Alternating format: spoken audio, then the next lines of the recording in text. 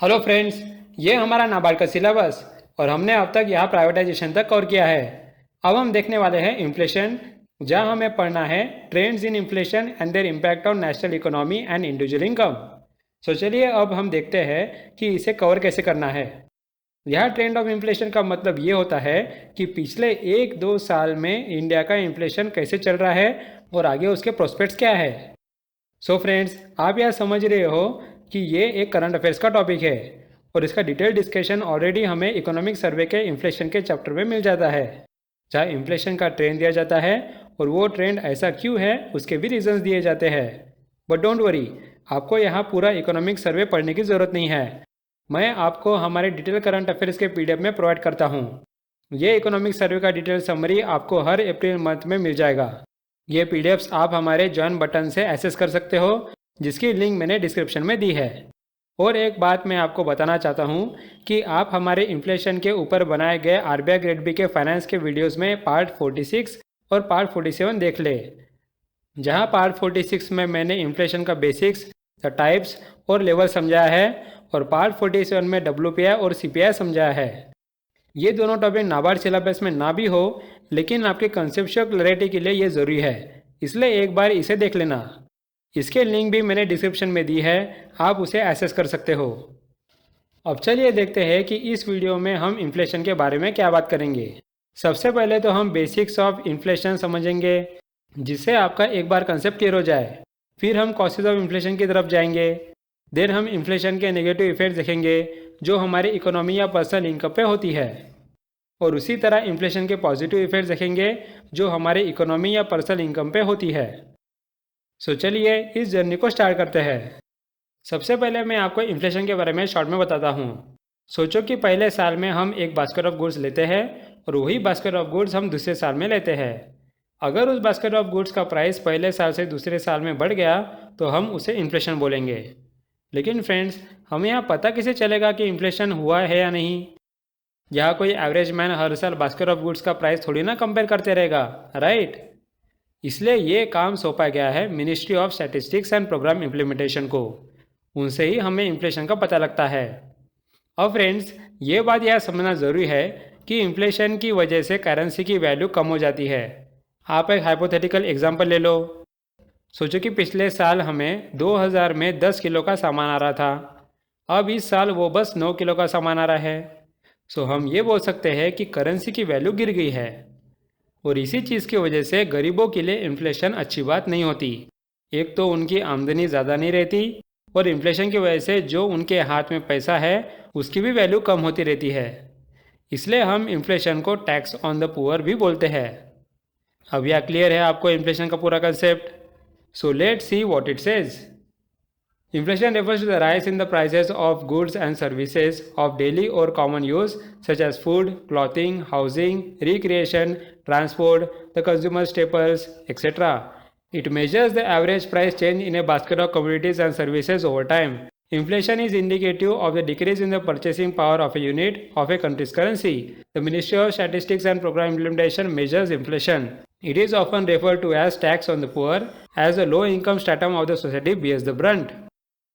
Next हम देखते हैं कि ministry of statistics and programme implementation inflation measure कैसे करती है। सो यहाँ मिनिस्ट्री दो तरीके से इंडेक्सेस निकालती है। एक इंडेक्स में वो ये मेजर करती है कि मार्केट में कंज्यूमर्स को प्रोडक्ट कितने महंगे मिल रहे हैं, जिसे वो कंज्यूमर प्राइस इंडेक्स बोलती है। और दूसरे इंडेक्स में वो ये मेजर करती है कि मार्केट में होलसेलर्स को प्रोडक्ट कितने महंगे मिल रहे हैं, जिसे वो होलसेल प्राइस इंडेक्स बोलती है। सो मेनली ये दो इंडेक्स मेजर किए जाते हैं। So in India, inflation is primarily measured by two main indices, WPI, that is Wholesale Price Index, and CPI, that is Consumer Price Index, which measure wholesale and retail level price changes respectively. The CPI calculates the difference in the price of commodities and services such as food, medical care, education, electronics, etc., which Indian consumer buy for use. On the other hand, the goods or services sold by businesses to smaller businesses for selling further are captured by the WPI. Next हम देखते हैं कि inflation होता क्यों है। यहाँ दो major reason हैं इन्फ्लेशन होने के। यहाँ एक एग्जांपल ले लेते हैं। सोचो कि कंज्यूमर यहाँ टोमेटो खरीद रहे हैं। अब एक तो ऐसा हो सकता है कि टोमेटोज़ खरीदने के लिए कंज्यूमर लोग बढ़ गए हैं, जिससे डिमांड बढ़ रही है, या तो टोमेटोज़ का सप्लाई कम हुआ जिससे ज़्यादा लोग वो टोमेटो खरीदने आए, मतलब डिमांड फिर से बढ़ गई और फिर से टोमेटोज़ की प्राइस बढ़ी। इसे हम कहते हैं डिमांड पुल इन्फ्लेशन। क्लियर है? नेक्स्ट ऐसा भी हो सकता है कि फार्मर लोगों ने टोमेटोज़ की प्राइस बढ़ा दी, जिसकी वजह से मार्केट में टोमेटोज़ की प्राइस पिछले साल से ज़्यादा है। इस फिनोमेनन को हम कहते हैं कॉस्ट पुश इन्फ्लेशन। ये दो रीज़न आपको क्लियर हो गए होंगे। So demand pull inflation happens when the demand for certain goods and services is greater than the economy's ability to meet those demands. When this demand outpaces supply, there is an upward pressure on prices, causing inflation. Cost push inflation is the increase of prices when the cost of wages and materials goes up. These costs are passed down to consumer in the form of higher prices for those goods and services.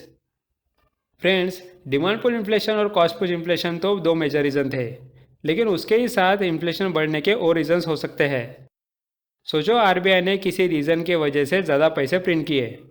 अब ज़्यादा पैसे print करने से वो economy में जाएंगे, जिससे लोगों के हाथ में ज़्यादा पैसा रहेगा और वो किसी प्रोडक्ट को ख़रीदने के लिए ज़्यादा पैसे देने के लिए तैयार रहेंगे, जिससे प्रोडक्ट्स की प्राइस बढ़ेगी।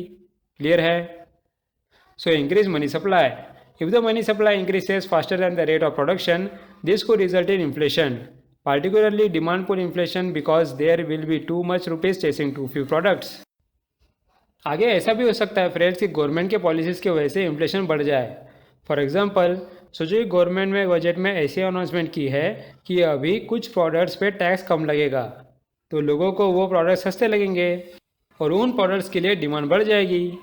अब अगर उस प्रोडक्ट्स का उतना सप्लाई नहीं रहा तो उनके प्राइस भी बढ़ जाएंगे। So next causes policies and regulations. Certain policies can also result in either a cost push or demand pull inflation. For example, when the government issues tax subsidies for certain products, it can increase demand. If that demand is higher than supply, the cost could rise. So friends, inflation क्यों होता है उसके reasons तो हमने देख लिए। अब हम देखेंगे कि इन्फ्लेशन की वजह से नेशनल इकोनॉमी और लोगों के इनकम पे क्या फ़र्क पड़ता है। सबसे पहले नेगेटिव इफेक्ट समझ लेते हैं। अब आपको मैंने बताया था कि इन्फ्लेशन की वजह से लास्ट ईयर जो प्रोडक्ट्स आप परचेस कर सकते थे उससे आप बहुत कम प्रोडक्ट्स परचेस कर पाते हो, मतलब आपकी परचेसिंग पावर कम हो जाती है। इसकी वजह से एम्प्लॉय ज़्यादा सैलरी मांगते हैं और उन्हें ज़्यादा सैलरी मिलने के बाद उन प्रोडक्ट्स को खरीदने की डिमांड बढ़ जाती है, जिससे इन्फ्लेशन और बढ़ता है। So decreasing purchasing power. Inflation reduces the purchasing power of money. It would be able to buy a lesser quantity of goods compared to earlier. This leads to vicious circle of inflation. Inflation itself creates further inflationary pressure. High inflation can cause employees to demand more wages to match the increasing prices. It will increase their purchasing power and push inflation at a higher level. अगला ऐसा negative effect भी होता है कि inflation का use करके कुछ लोग ब्लैक मार्केटिंग या होल्डिंग करते हैं। फॉर एग्जाम्पल, ऐसे बहुत बार देखा गया है कि ओनियन जब सस्ता रहता है तब उसकी होल्डिंग की जाती है और जब उसका सप्लाई मार्केट में कम होता है उस वक्त उसे ज़्यादा प्राइस में मार्केट में बेचा जाता है। सो जब ऐसा होने लगता है तो इस इन्फ्लेशन के डर से ज़्यादा लोग प्याज होल्ड करने लगते हैं। So black marketing and holding.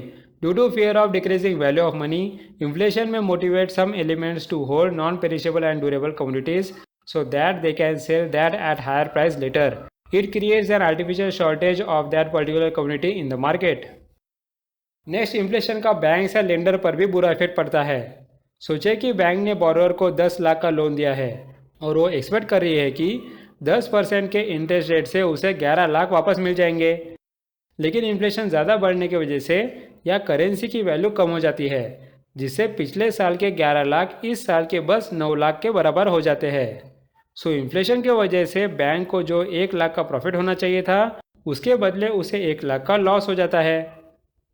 समझ गए? So in financial market it leads to the distribution of wealth from lenders to borrowers. It benefits borrowers. Example, A has borrowed rupees 1 lakh from bank to repay it within 5 years. Next year inflation rose at 6%. It means that the value of money has reduced by 6%. Now even if A pays back loan in full next year, bank will bear a loss due to reduced present value of money.